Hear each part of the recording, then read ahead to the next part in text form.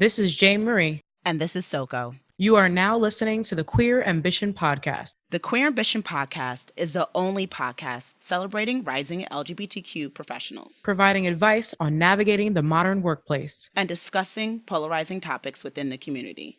Now listen up. All right, so let's go into this interview. Let's do it. Welcome Kia Comedy. So just want to start off by introducing you to the audience. Kia Comedy is an Atlanta-based comedian, host, speaker, and writer. She's headlined her signature Les Laugh comedy tour with some of the country's most prominent comedians. And she also hosts SVTV Network's Queer Comedy Jam.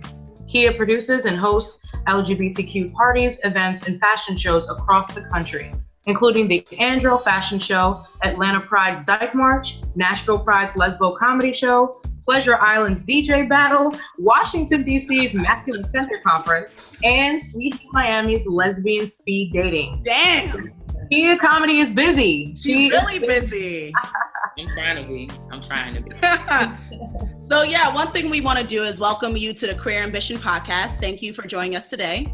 I think I'll let JL start with how she kind of knows you and how she's familiar with Kia Comedy. Yeah, so Kia, I'm mostly familiar with you through social media. I see you promoting your parties all the time, and now that I'm hanging out in Atlanta more often because of Soko, I'm becoming more familiar with MSR and the parties that you're hosting there now. Okay, cool. Well, thank you. You should come to MSR. Have you been to any of our parties at MSR yet? I haven't. What's funny is that we never go to MSR, Soko, whenever I'm in Atlanta. Because I frequented it so much that sometimes it really depends on the weekend. And the last time I was going to go, it was Pride. And I don't think I was here for Pride. So yeah. Pride was crazy. The line was literally all the way around the corner. But I don't just do parties. I do other things. I do speed dating. I do sip and strokes. I've worked with LGBTQ politicians, so I do speaking engagements. So yeah, you can still come kick it. It doesn't have to be at MSR. MSR is a place that I like to work with because I know they are being the change that we need to see in our community and creating a safe space for diversity and women in general. It's our safe space, but everything isn't at MSR. I do love MSR, my sister's room.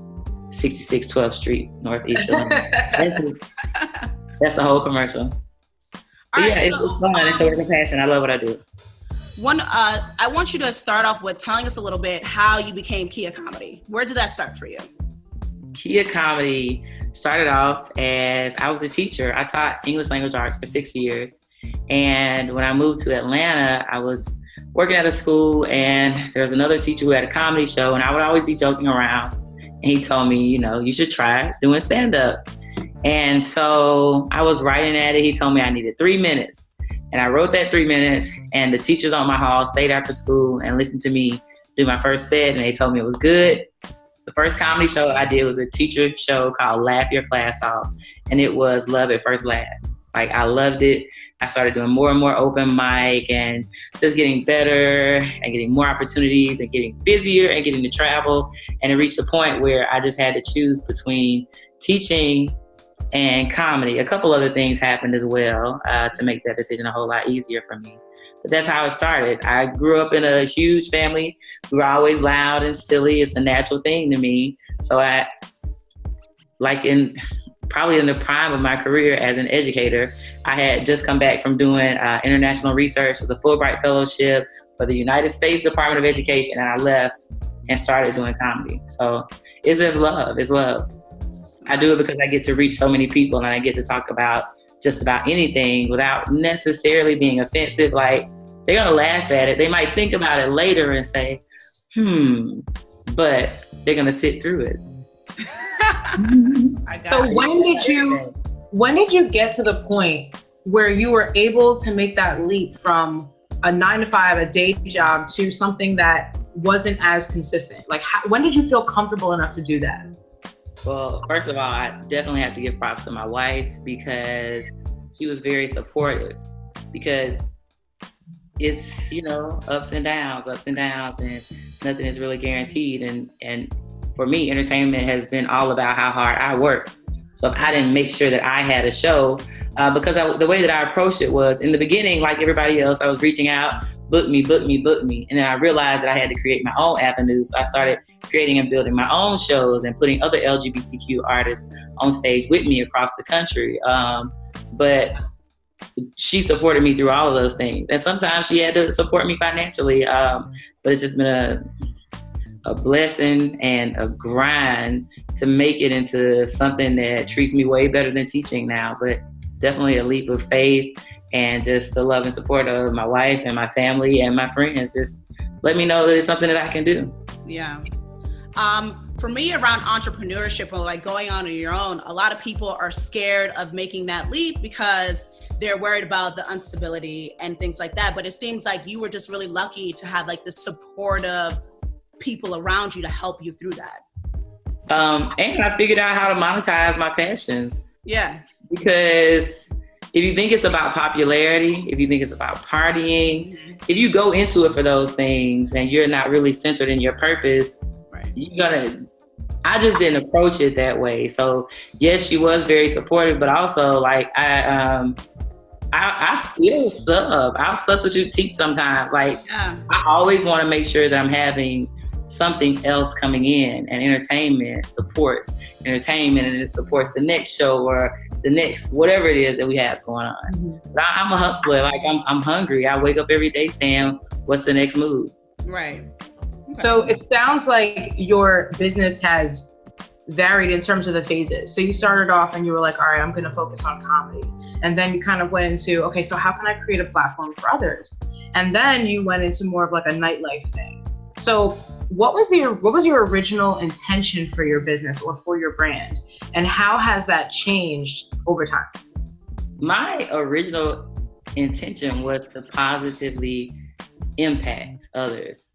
That's why I went into teaching. That's why it segued into comedy. That's how it segued into other events and fashion shows and the nightlife. So like still very much so centered in my purpose and knowing why I do this, but just enjoying like the opportunity to do it in so many different ways. Because it's still all the same, whether it is standing on stage talking about my experience, right, and the ups and downs of being a queer woman in an interracial relationship in the South, or if I'm doing a lesbian sip and stroke or speed dating to make sure that queer women in the community actually get the chance to go out and meet one another and just have a safe space where we can chill and talk and see that there are other people just like us, not necessarily in the party and club setting, or being able to create that grown and sexy club setting where they still know that they can come out and do the party thing too. And also writing, I have a couple articles published in, I'm in Advocate magazine, I'm in Curve magazine, we were in Glamour magazine. Wow. Just sharing my experience is all centered in that same purpose of being able to have a positive impact. And my activism is through awareness and like living in my truth and showing people that we're just like everybody else. And we are here. We're not some crazy, wild sex fantasy. We're a couple that goes through ups and downs. I am an individual. I go through my ups and downs, you know. All right, that's cool. And you know, one thing is that you just, with whatever you do, you know, you're part of a wide spectrum within the LGBT community. You have a great following behind you, and there's a lot of people that follow you and they enjoy being around you. But my question to you is like, how do you deal with some of the times that negative energy that you might get or the haters? Oh, how do I deal with the negative energy? All of it just goes back to being centered in your purpose and knowing why I do what I do, and knowing that as you grow, everybody isn't going to like the change. There are people who started off with me and have seen me go through transitions. Right. And everybody can't be supportive in that. You know, a lot of people, they want the shine, but they don't want to put in the grind, and they feel like, well, we started in the same place. You know, I don't know. There are times when I might lose someone who I felt like I was close with and had a relationship with. And I have had to sit back and reevaluate, like, you are the common denominator. But if I know that I haven't done anything wrong and all I did was share opportunity, if you did not seize that opportunity, if you're not down to put in the work, then I don't know what to say about it. Definitely though, ups and downs, and that's the name of the business. That's what it is. So it's not easy, and it's definitely not easy, but that's the name of the game. That's what it is. Right. Bigger and better. If it was easy, everyone would be doing it, right? It really exactly. It would take everyone would be doing it if it's easy. It really takes that dedication and that hard work to really get that rewarding experience from what you're doing. Exactly. Yeah, that's what's up. All right. So, what do you, from like everything that you've been doing and what you know today, what do you wish you would have known when you first started? What do I wish I would have known? Yeah. What advice would you give Kia when you first started from the person you are right now? Yeah, think about that. The advice I would give Kia would be keep it professional. Personal and professional don't always mix. When my initial approach was the whole team going with me, everybody. Yeah. And when you have a personal relationship with people, sometimes it can be a problem in the professional.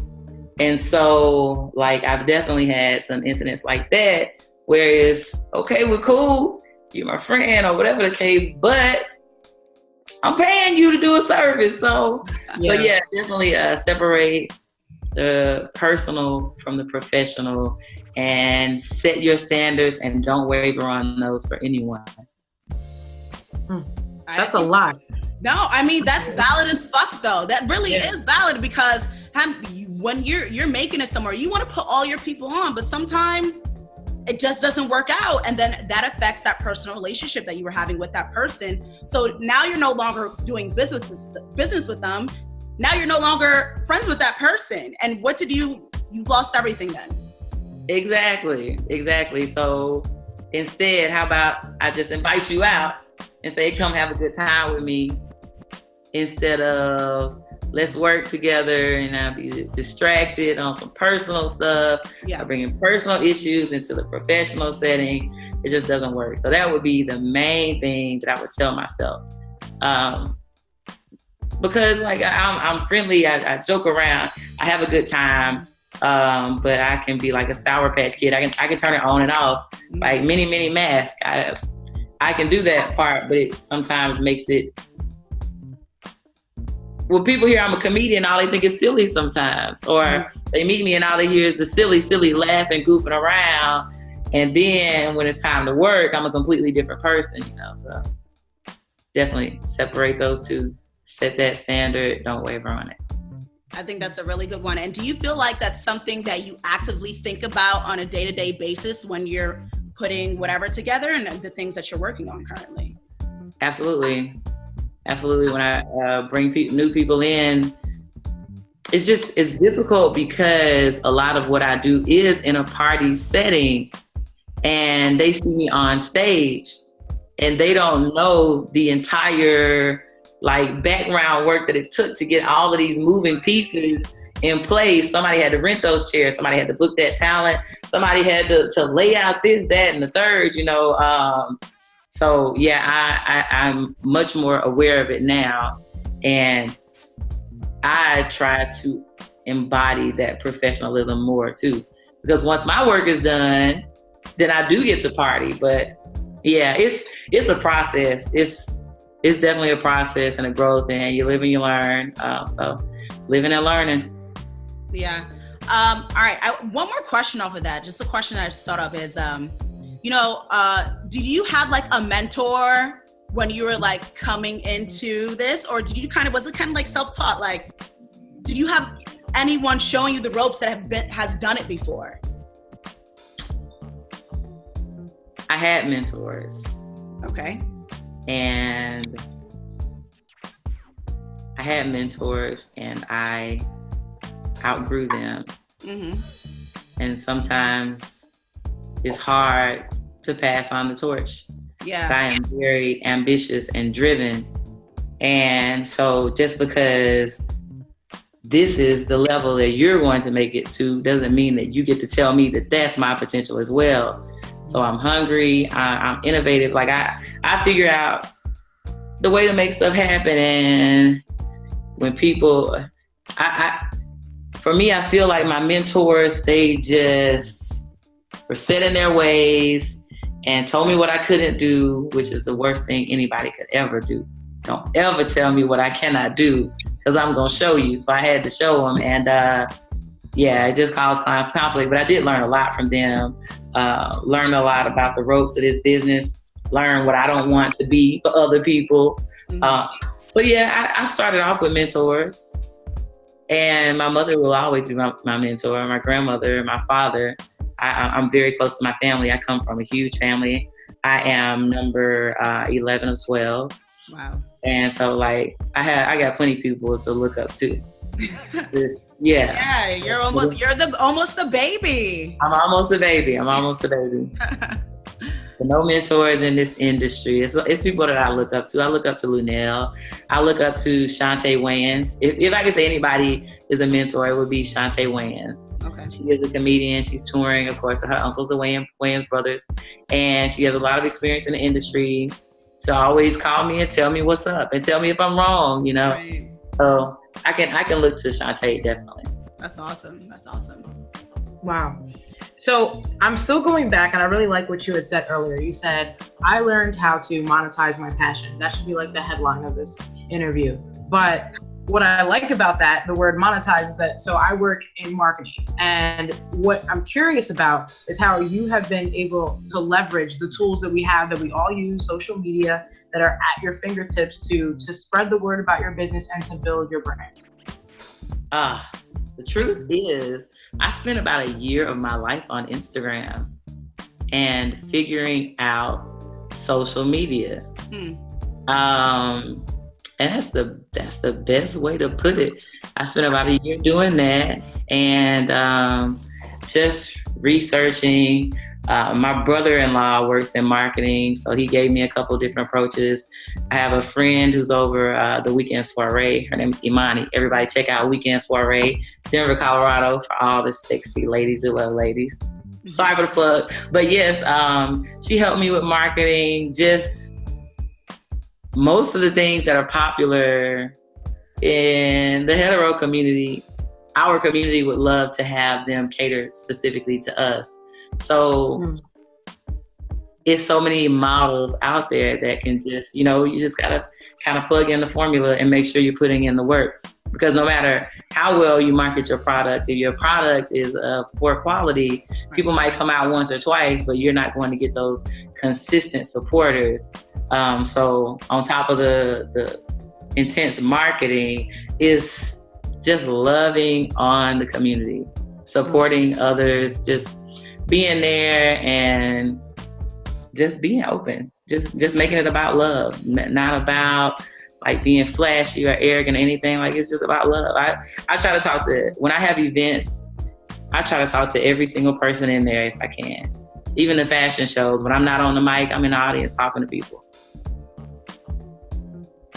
That's cool. And I witnessed that myself, firsthand experience, being in some of the environments that be the Andro Fashion Show was the first event that I actually attended that you put together, which was awesome. I still have videos saved on my Snapchat because all those models, that is fuck. But anyway, we won't go there. And I definitely see the point that you made to kind of talk to everybody, you know what I mean? See how everyone's doing, making sure everyone's okay. And I think that's why you have such a great following and all these people behind you, because they love you and you're personable and you make them feel welcomed, this is a safe place for you too.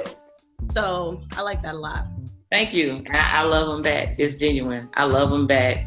I do. It's so fulfilling to just to see groups of friends who I know I introduced, and they were in the city alone, and now they're together.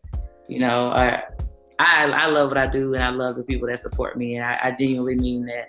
I never ever say like they're fan. No, it's like they're friends to me. I love them. Like, I truly mean that, because I feel like the LGBTQ community is my family. That's where I'm seeing the need. I love my family, but they're my family, and that's where I see the need. So I do things to try to make it better for us. Yep. So overall, I would say that you are a success, right? You picked yourself up literally from just having an experience, going out there, putting yourself out there, and then you jumped on it and it worked. Like it's staying, you know, it clicked. So what does success mean for you down the line? Like, what is your ultimate goal outside of what you're currently doing? Ellen, Oprah, Kevin Hart, and Maya Angelou. I'm going for that. Like, I want to just keep doing this, and I wanted to just get bigger and better. And when I used to come to Atlanta to go out, I'm from Alabama. When I used to come up here to go out, and on many different scenes, when you walk in the door, it's not welcoming. It's like, get your status up, buy some bottles, get the VIP section, look down on other people. It's very, very cliquish. And I wanted to change that.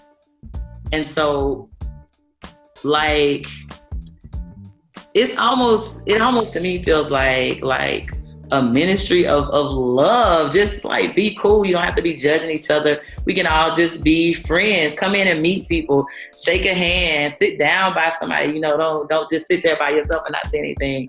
So what I want to do is to be able to spread that type of love throughout.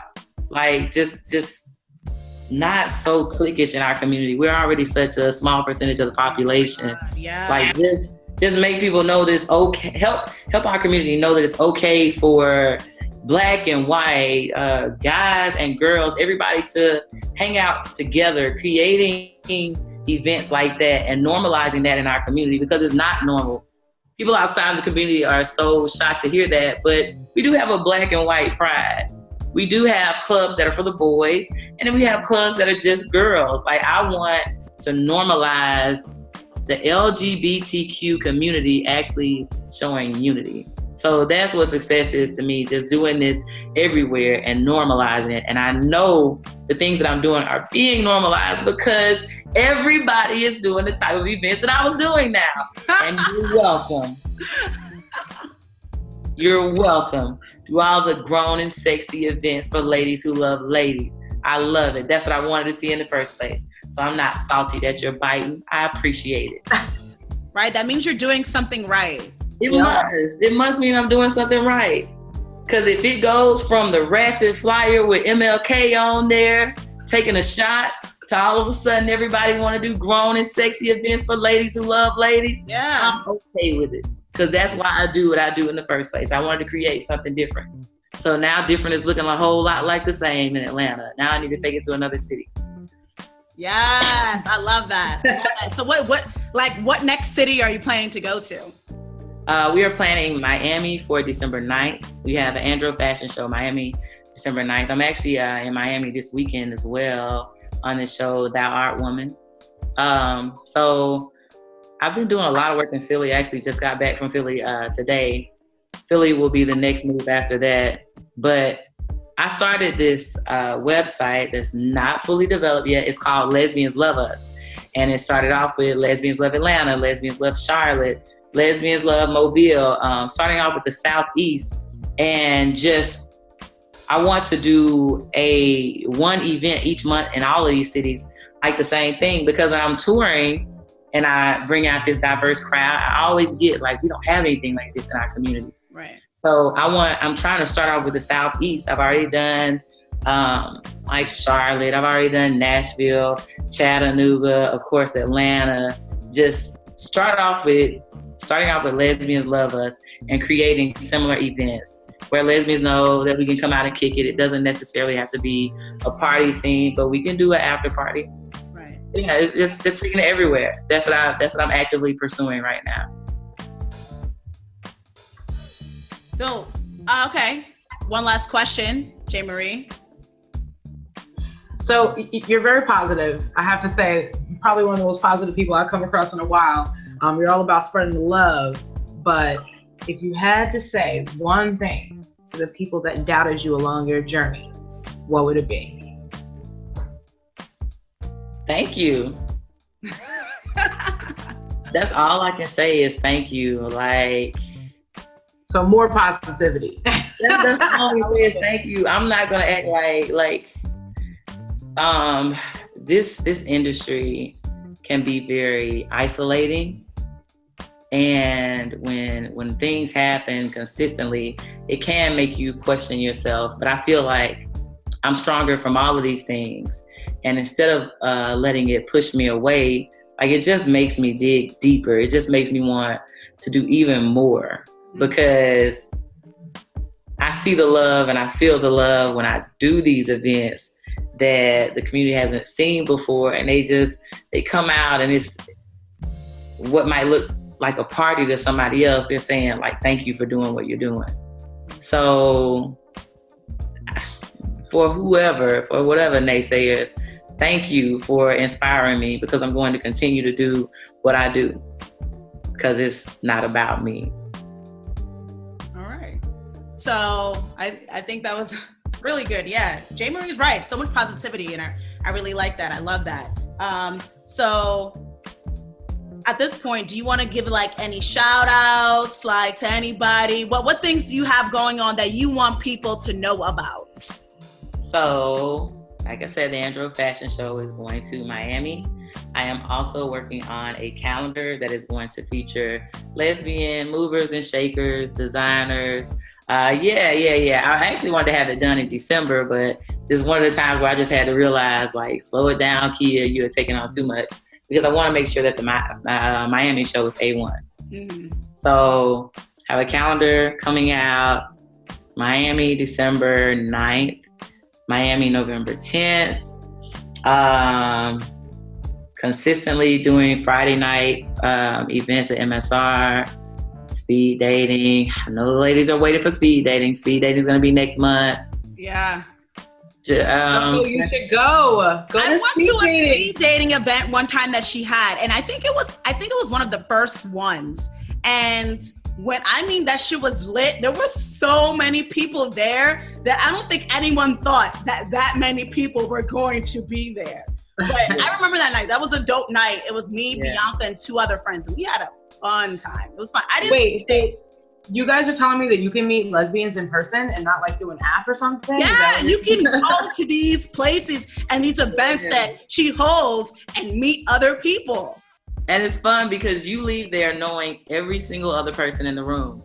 And then we have the after party. So if you want to get to know them a little bit better, then you can, or you can just wait for us to connect you with them, because you don't exchange personal information. We do the connecting afterwards. Speed dating is bomb. I love it. I see so many couples that came from speed dating, and I've seen so many couples up and down from speed dating into a restraining order, because you know how lesbians do. We're going U-Haul. You already know what it is. Yeah, speed dating is a fun event. Are you doing anything like around the New Year's time or anything like that? What are any plans? I do need to do a New Year's Eve party, don't I? Yes, you do. Something. Let's do something for what you all have going on. Let's do a collaboration. Let's do it for the grown, sexy ladies who love ladies. Right. Something needs to, everyone needs a nice, safe place to go to for New Year's. I could probably get that big venue that I do my fashion shows out of in Midtown. Right. Yeah. Or I got a couple spots now. Let's make it sexy. Yeah, I'm just throwing it out there. No, I'm for real. I'm for real. Let's do it. We'll have a balloon drop. Let's do it. Oh my God. Yeah, grown and sexy. But yeah, So yeah, the Queer Ambition podcast, Kia Comedy. What are your handles, your social media handles, so people can find you? You can find me on Instagram at Kia Comedy, Facebook, Twitter, Christian People Meet, all that stuff. But everything is Kia Comedy. My website is kiacomedy.com. You can find out more about Atlanta's Andro Fashion Show by visiting www.androfashionshow.com. Awesome. Thank you so much for joining us, Kia. It's so good to get to know you. Thank you. I enjoyed it, ladies. Yes, definitely look forward to talking to you more. Big ups to Queer Ambition. You ladies are going to do great things. Good luck. Thank you. I'm waiting to plan that New Year's Eve party. Let's do it. All right. See ya. Later.